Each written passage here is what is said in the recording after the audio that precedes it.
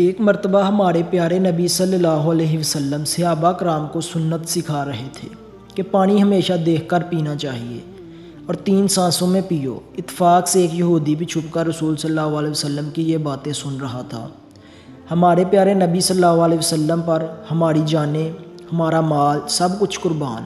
آپ صلی اللہ علیہ وسلم کے کلام میں تاثیر ہی ایسی تھی کہ مسلمان ہو یا غیر مسلم، آپ صلی اللہ علیہ وسلم کی تعلیمات سے متاثر ضرور ہوتے۔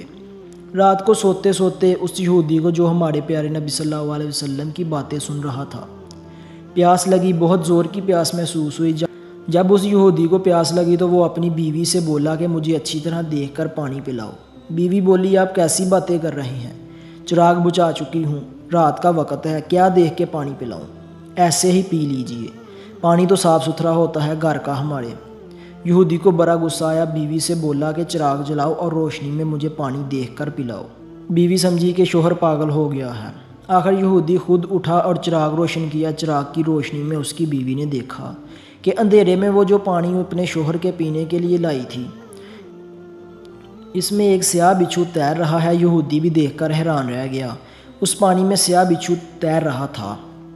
بیوی کو اس نے تمام ماجرا کہہ سنایا کہ کس طرح اس نے چھپ کر رسول صلی اللہ علیہ وسلم کی باتیں سنی تھیں کہ پانی ہمیشہ دیکھ کر پینا چاہیے۔